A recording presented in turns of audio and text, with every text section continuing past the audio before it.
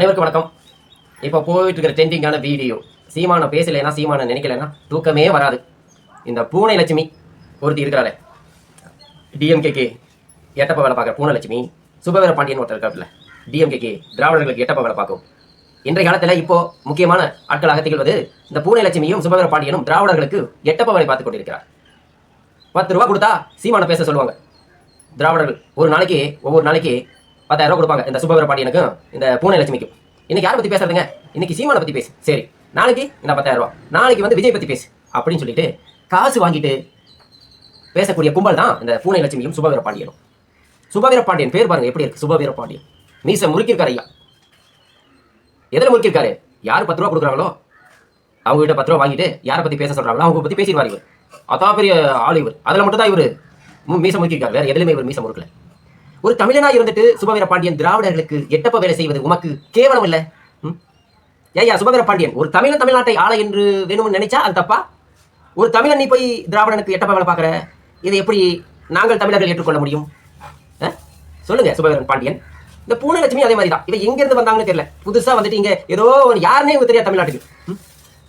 இப்போ சீமான பத்தி டெய்லி திட்டி வீடியோ போடுறா.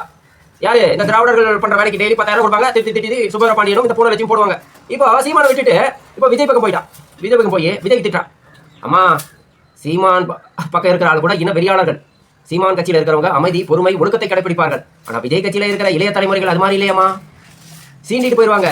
பாத்துக்கோ, எல்லாத்துக்கும் பேசுற மாதிரி எல்லாம் பேசிட்டு இருக்க முடியாதுங்க தமிழ்நாட்டில். எல்லாத்துக்கும் கண்ட மாதிரி பேசிட்டு இருக்க முடியாதுங்க தமிழ்நாட்டில். தமிழர்கள் மான உணர்வு உள்ளவர்கள், ரோசம் உள்ளவர்கள், எதை வேணாலும் செஞ்சிருவாங்க. விஜய் இப்போ போய் விஜய் போய் நோண்ட போயிட்டான். அதனால இந்த வாடகை வாயி பூனை லட்சுமியும் இந்த சுபவீர பாண்டியனும் இந்த நாட்டிற்கு, தமிழ்நாட்டிற்கே ஒரு ஆபத்தானவர்கள்.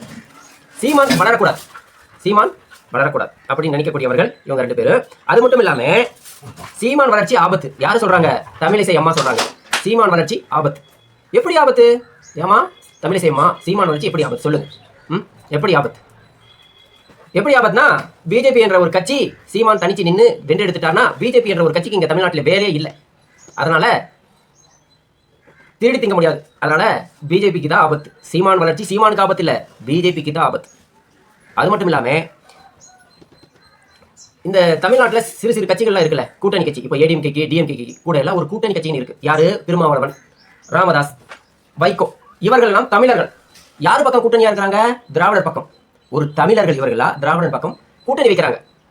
ஆரியன் பக்கமும் கூட்டணி வைக்கிறாங்க. இந்த கூட்டணி கட்சி எல்லாம் சீமான் வந்துட்டார், சிஎம் ஆயிட்டார்னா இந்த கூட்டணி கட்சிக்கெல்லாம் வேலை இல்லாம போயிடும். அதனாலதான் இந்த கூட்டணி கட்சிகள்லாம் என்ன நினைக்கிறதுனா, நான் தமிழர் கட்சி என்ற ஒரு கட்சி, சீமான் கட்சி இந்த தமிழ்நாட்டில் ஜெயிக்கவே கூடாதுன்னு நினைக்கிறாங்க.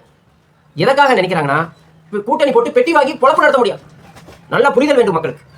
அதனால திராவிடன் பெட்டி வாங்கிட்டு திராவிடன் என்ன சொல்றானோ அதை கேட்டுட்டு தலையாட்டி பொம்மைகளாக இருக்கக்கூடியவர்கள் தான் இந்த கூட்டணி கட்சிகள், சிறு துண்டா இருக்குல்ல அந்த கட்சிகள். இதனாலதான் தமிழ்நாட்டில் ஒட்டுமொத்த கட்சியும் சீமானை எதிர்கொள்ளுது. எதற்காக எதிர்கொள்ளுதுன்னா, சீமான் என்ற ஒரு கட்சி, நாம் தமிழர் கட்சி தமிழ்நாட்டில் வரக்கூடாது, கூட்டணி வச்சு பொழப்பு நடத்த முடியாது.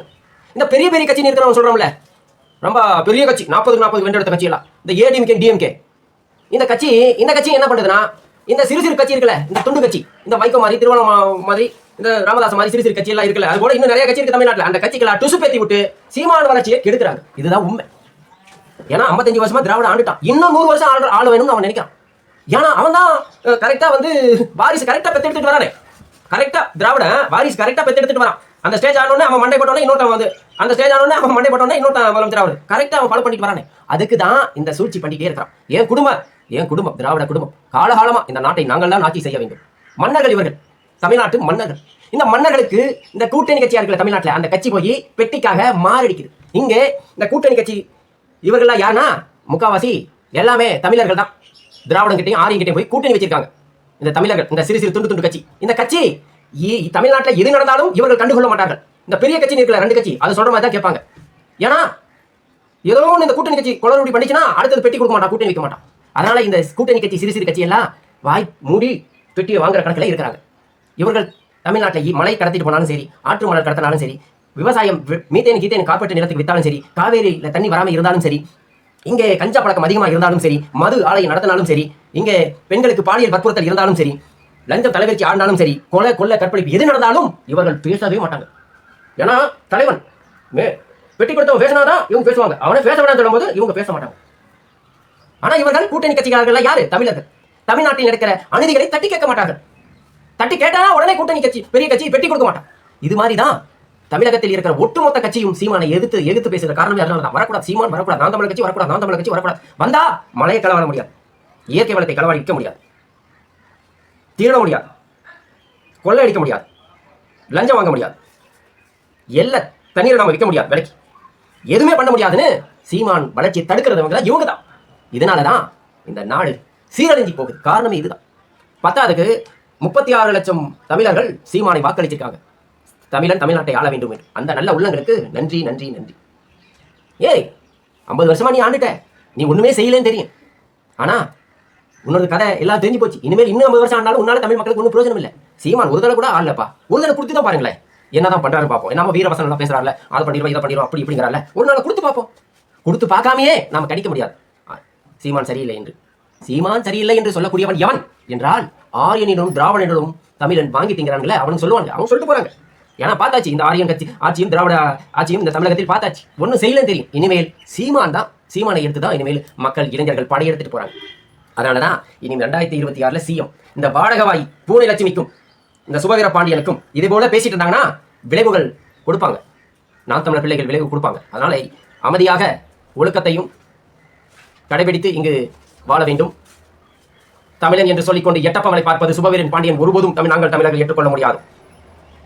இது போல இந்த எட்டப்பன் இருக்கிறனாலதான் இங்க ஆரியனும் திராவிடனும் குதூகலம் போட்டு தமிழகத்தில் நான் ஆட்சி செய்யறேன்னு செஞ்சிட்டு இருக்காங்க. தமிழர்கள் திராவிடம் 55 வருஷமா அடிமைப்பட்டு நாம வாழ்ந்துட்டு இருக்கிறோம். இதை மீட்டெடுக்க வேண்டும் தான் செந்தமிழ் சீமான் இந்த அளவுக்கு போராட்டத்தை முன்னெடுக்கிறார். நாம் தமிழர் கட்சி 2026 உறுதியாக வெல்லும். நாம் தமிழர் ஆட்சி பிடிப்பது உறுதி.